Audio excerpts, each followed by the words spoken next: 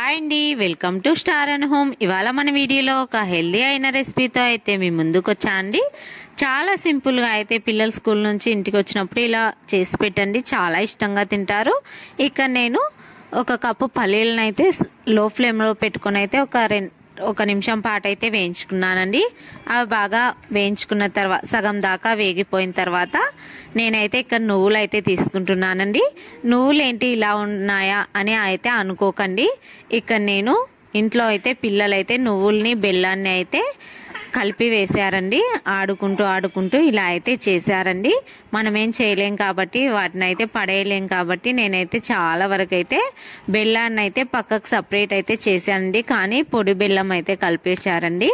అందుకని చెప్పేసి నేనైతే ఇంకా లడ్డూలు అయితే చేసేద్దామని చెప్పేసి ఇలా అయితే పెనం పైన అయితే ఒక 2-3 నిమిషాలు అయితే మంట సిమ్లో ఉంచుకొని అయితే వేయించుకోవాలండి. మనకు బెల్లం కలిసినా సరే మనకైతే నువ్వులు అయితే చాలా అంటే చాలా బాగా వేగిపోతాయండి. పక్కకైతే చిట్లిపోవండి.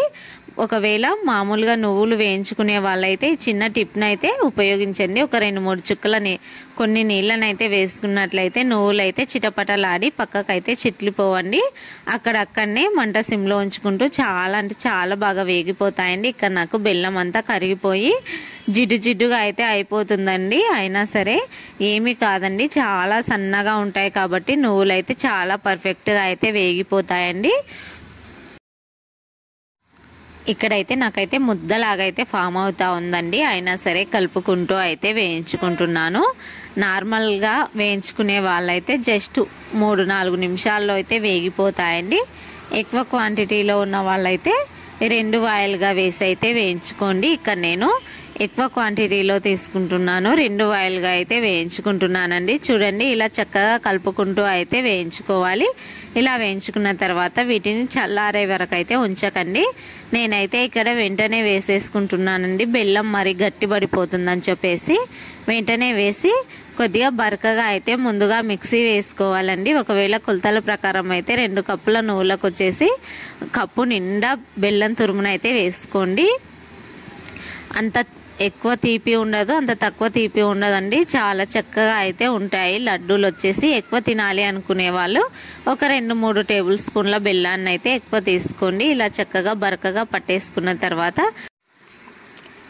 ఇలా చక్కగా అయితే మిక్సీ వేసుకున్న తర్వాత ఇప్పుడు నాకు ఆల్రెడీ బెల్లం అయితే కలిసిపోయిందండి. కానీ ఇంకా తక్కువ అవుతుందని చెప్పేసి ఇంకా కొద్దిగా బెల్లం పౌడర్ని అయితే వేసేసుకొని కింది నుంచి పైనకి అయితే ఒకసారి అంతా కలిసేలాగైతే కలుపుకోవాలి. ఇలా కలుపుకోవడం వల్ల మనం మిక్సీ వేసుకున్నాం అనుకోండి తొందరగా అయితే మిక్స్ అయిపోతుందండి. బెల్లం అలానే నువ్వుల పిండి చక్కగా అయితే కింద నుంచి పైకి అయితే కలుపుకొని అయితే మిక్సీ అయితే వేసేసుకోవాలి. చూడండి, ఇలా మనం మిక్సీ వేసుకున్న తర్వాత ఇంకా మనకైతే చాలా పర్ఫెక్ట్గా అయితే బెల్లం నువ్వుల పొడి అయితే కరెక్ట్గా అయితే రెడీ అయిపోయిందండి. ఇప్పుడు మనం దీన్ని అయితే ఒక ప్లేట్లోకి అయితే వేసేసుకోవాలి. ఇలానే వీడియోలు చూస్తున్న విధంగా ఇలానే మనకు ఎన్ని వాయిల్ అయితే అన్ని వాయిల్ అయితే తీసి పట్టేసుకొని ప్లేట్లోకి అయితే వేసేసుకోవాలండి. ఇలా చక్కగా అయితే ప్లేట్లోకి వేసుకున్న తర్వాత మనమైతే ఇప్పుడైతే మళ్ళొక వాయిని కూడా నేనైతే పట్టేసుకొని ప్లేట్లోకి అయితే వేసుకున్నానండి. ఇలా వేసేసుకున్న తర్వాత మనమైతే కింద నుంచి పైకి అంతా పిండి మొత్తం మిక్స్ అయ్యేలాగైతే మిక్స్ చేసుకోవాలండి. ఇలా ఎక్కువ క్వాంటిటీలో ఉంటే పళ్ళెం వచ్చేసి పెద్దదిగా ఉన్నదైతే తీసుకోండి. చూడండి, ఒక 2-3 టేబుల్ స్పూన్లు ఉన్నట్లయితే నెయ్యినైతే వేసుకొని చక్కగా అయితే ఉండలాగైతే చుట్టేసుకోవడమేనండి. చాలా సింపుల్గా, చాలా హెల్దీగా, చాలా ఈజీగా అయితే 10 నిమిషాల్లో అయితే అయిపోతుందండి. వీడియో నచ్చినట్లయితే లైక్ చేయండి. రోజుకి పిల్లలకి 1 లేదా 2 ఇచ్చినట్లయితే చాలా బలం అయితే వస్తుందండి. రక్తం లేని వాళ్ళకు కూడా రక్తం పడుతుందండి. మోకాళ్ళ నొప్పులు ఉన్న వాళ్ళకు కూడా చాలా ఈజీగా అయితే